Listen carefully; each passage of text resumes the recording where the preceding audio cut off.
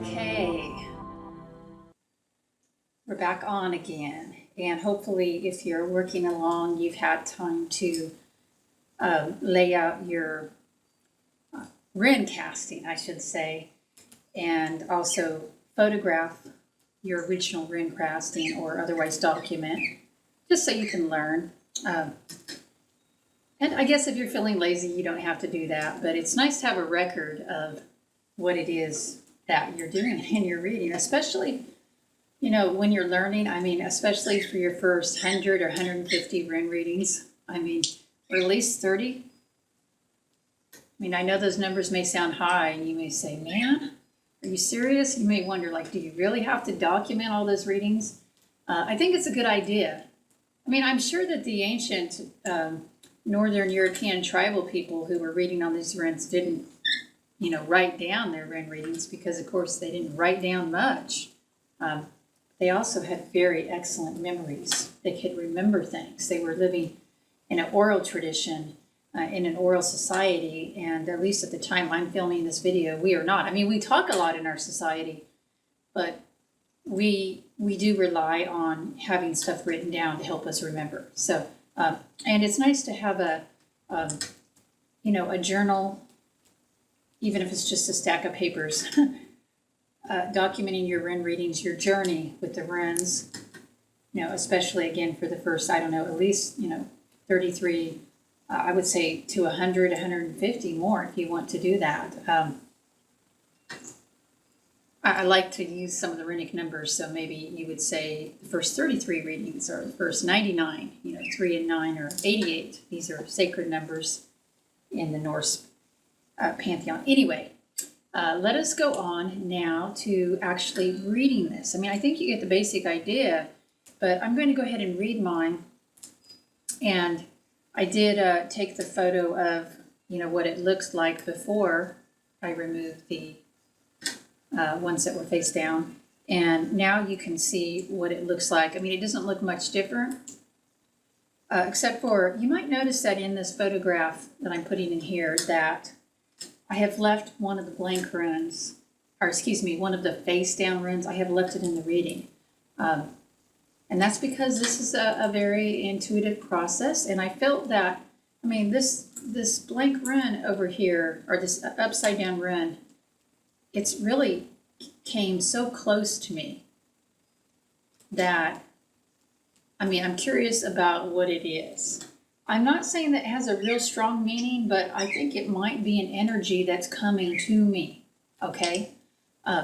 So there's different ways to read this upon your plane, and you actually have to sort of find your own way and figure it out, but I'm sharing with you here my ideas on it. One of the things that's really different about this rune casting, and listen, they're different every time, so you can never know what's going to happen. What's different is that, I cast down 8 runes, and out of those 8, only 1 came face up actually on the cloth. Only 1. And that's unusual. I haven't had that happen where, if I have more than, say, 3, okay, I haven't had that happen where, only 1 came on the cloth and all the others went somewhere else. So that's really interesting. And that's also partly why I decided to count the ones that fell so close to me that were face up, because I only have 1 on the cloth. But that's definitely the most important one, because the cloth is my designated message zone, if you will. So I have to pay attention to that, and I have to pay a lot of attention to how it lays. Now listen, if you don't read reversals, and I know some rune readers don't. Some rune readers just read that rune and its meanings, no matter how it lies on the cloth or how they pull it out. If you don't do that, then that will make this process a whole lot easier. Unfortunately for me, or fortunately, however you want to look at it, I do read reversals. I even read what I call converses. I read the directionality of the rune. I do assign significance to that. Although it isn't always black and white, a reverse rune is not always quote-unquote negative. And a positive rune is not always, an upright rune is not always quote-unquote positive. as I always say in the classes I teach and working with clients, it really depends a lot on the other runes around it. But here on the cloth, we don't have any other runes around, the only one that fell on it. So we just have to go off what we have, and using directionality would be very useful. This is a rune, though, that does not reverse. So what I have on the cloth is the Isa rune, but it's laying sort of like this. So it's on its side. Some people call that converse. There's other words for it too. Some people might call it, rising or falling, but you can't tell if it's rising or falling because it's one of the ones that doesn't really, you can't tell where the clear top is. So this is Isa. So, in this case, I might just read it how you'd read Isa, and then see what these other ones have to say. But to me, Isa could be frozen and stand still, and I know some people have that meaning attached to it. And sometimes I think it can mean that. But I also see Isa as, it's the letter I, right? It's the great I am. It's the icicle, the individual, the self-identity, the ego identity. Which I find very interesting because earlier today when I did a private reading for myself, I got the Sawulo rune, the Saul, the sun, which is feminine in the northern understanding of things, and the sun is the higher self, the soul. But it's still an aspect of self. And here I have Isa, the egoic self. So these are both aspects of self. And I would even say, in a way, that rune that I drew for myself earlier is the opposite of Isa, because the sun melts ice. So opposing forces is very interesting here. So Isa, I would, I'm not going to go a lot into the interpretation, but I want to go a little just so you can see. So I would say, if I were reading for somebody else, maybe I am. Maybe I'm actually reading for somebody watching this video and I don't know it. So I would say that the issues of standing on one's own 2 feet and being strong and firm inside, knowing your crystallized identity, yes, knowing your ego self, your personality as distinct from others, I would say that is very important right now. I would say that, not being afraid to be an individual is important right now. And this rune really is not like a great relationship rune, let's say. So if the issue were relationships, then this rune might be saying, hey, right now, rather than trying to invest a lot of energy in your intimate relationship or trying to get things to work there, you need to be in relationship with yourself. Does that make sense? That's how I would see it. That's what I'm getting off of it. So if any of you are watching this video and thinking about relationships, then, maybe it's a time to put that on hold, not necessarily to dump your partner, but just not to focus on that so much right now.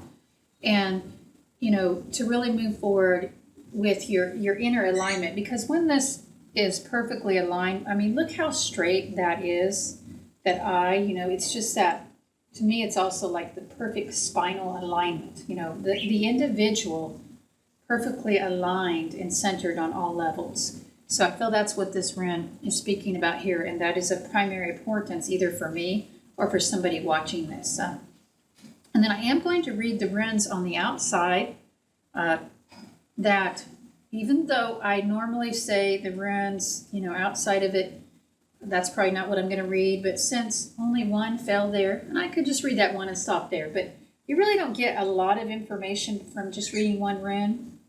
You get some, but these other runes can tell me more about that centerpiece. Does that make sense? And don't get me wrong, I do plenty of one rune readings. I did one today for myself.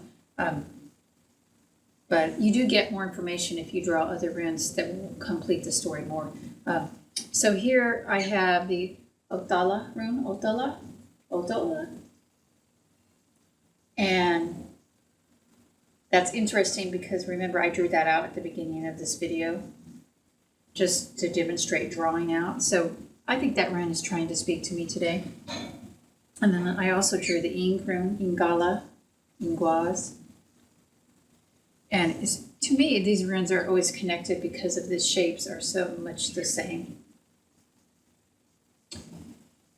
And then I cast, forgive me, I cast, what was that?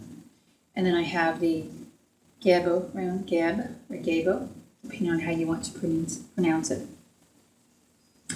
And then we have laying down, and remember, we don't usually read these ones that are face down, but I'm going to read it because it came so close to me. In fact, other than Ian, gets the closest rune to me.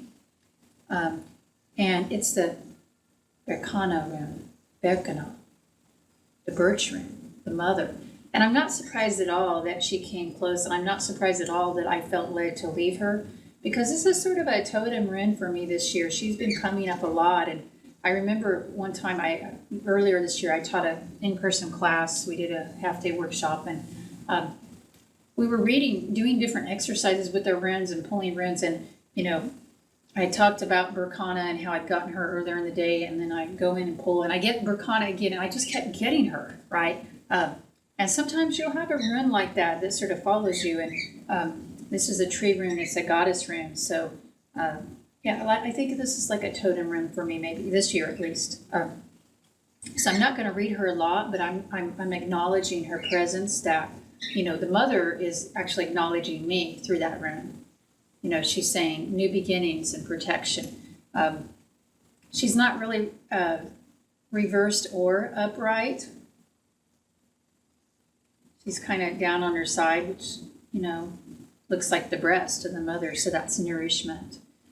She might be telling me to pay attention to what I'm eating and drinking, perhaps, and make sure I get nourished that way. But I always think of it as a spiritual nourishment. And I did just come back from a spiritual retreat, and I did receive much nourishment there. So perhaps it is speaking to that. Remember, I said in my experience, a lot of times these runes that are face down might speak of the recent past. In this case, it could also speak of the future because it's moving to me. Okay? And so that's what we'd look at too. If these runes were on here, and I'm going to go ahead and put them on here just to make it easier, then I would look at the runes that are closer to me are the ones that are either, a couple different ways you can look at. You could say they are the ones that are moving towards me, that are yet to come into being. You could say they are the ones that have already happened. But generally speaking, the runes that fall in the central column here are going to be more strong energy. Now, you can read the runes that fall on the left as the past. I had no runes fall on the left. So even if I wanted to use that system, I had no face-up runes fall on the left. You could read it with the runes on the right being the future, what is going to happen, or what could happen, remember, because it's not all set. The runes that are up here, far off, away from you, are, things maybe yet to happen, but, maybe the cords haven't been woven yet that would need to be woven, the cords of fate. I'm saying maybe you need to work with this first in order to initiate that.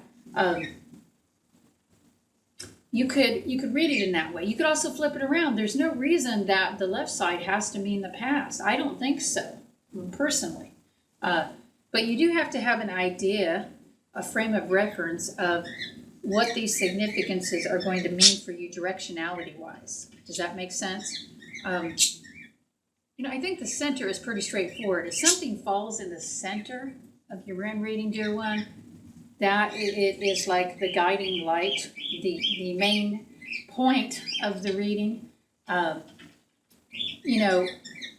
It's interesting to me because I see that, I have the Isa rune in the center, and then the ones that I've chosen to read, even though they're off the clock, but they're close to me, among there is the Ingala rune, the Ing, the spiritual fire, the Kundalini, and, using my intuition, which this is a very intuitive method too. Didn't I mention earlier about Isa being ice? And here we have the spiritual fire, the Ing rune. So clearly I'm dealing with the polarity of opposites, and the the Ing rune is also a sexual rune, so maybe, you could say there's sexual issues of importance here. Or really with me being, on this path, I mean, this could be speaking of the need to develop the erotic kundalini energy in whatever ways, not just sexuality, but through dance, through rhythm, through movement, through ceremony.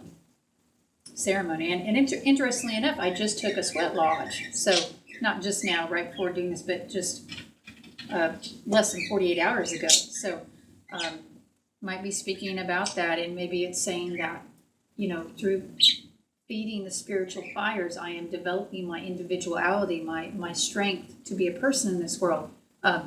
Othala is in there. That's the, homelands, the ancestral homelands in the actual house. So this may be telling me that it's a time to think about bringing more ceremony into my home, to think about inheritance and issues like that. And actually, I am in the process of updating wills and things like that.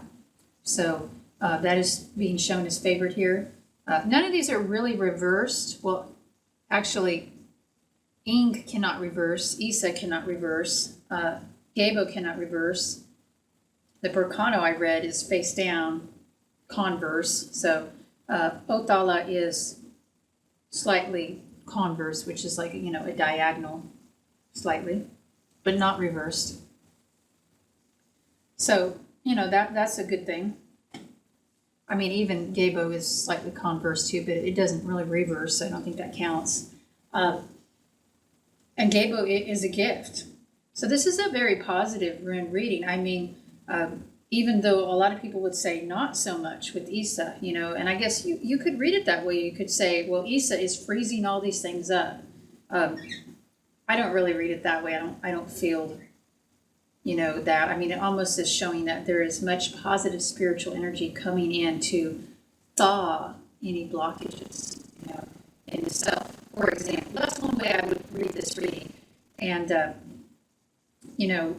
there is with the Gabo rune, that's the gift, the crossroads, the partnerships, the marriage. So I think there's some relationship stuff being shown here, either for myself or for somebody watching this. More like serious relationship, because you have the Othala rune and the Gabo rune. These are runes of serious relationships, usually marriage, legal contracts. But then the Ing is a sexuality, a merging, coming together.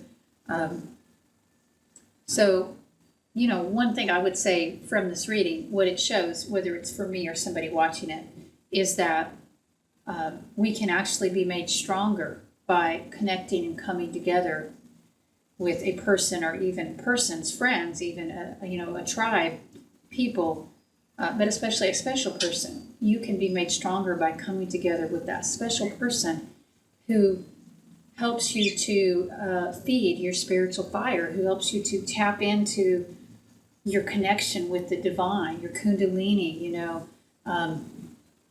the Odinic energy for those of us who are in the northern path. So that's really special right now and really important, and maybe the nurturing force that Berkana is talking about. Anyway, so that's a little bit about how I read this. And like I said, you could do this with all 24, and you could see how that would take a long time, right? Because, you're going to have to look at however many come up, but not necessarily out of 24, maybe only, 7 or, 6 will come face up. I don't know. I mean, that's possible. That's very possible. The other way to do this too, and I want to remark on this before we finish, and I don't think I really need to demonstrate now that I've done this demonstration, because you probably get the idea.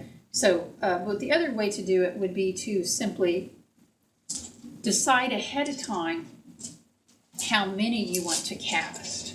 And I do this often, I will say, because it just saves time. It's more time efficient, and I know that we should slow down and take our time to do the readings, but sometimes I don't have like a whole hour to do a rune reading, or even 30 minutes. So sometimes I will say, I'm going to cast 3 or 5 or 7, and then I will reach in and actually count them out. Typically I would do that with 3 or 5, I mean, if I want to do more than that, usually just grabbing a handful will be more than 3 or 5, usually. And then you would read it in the same way. So this is some information for you, some lessons on how to do rune casting.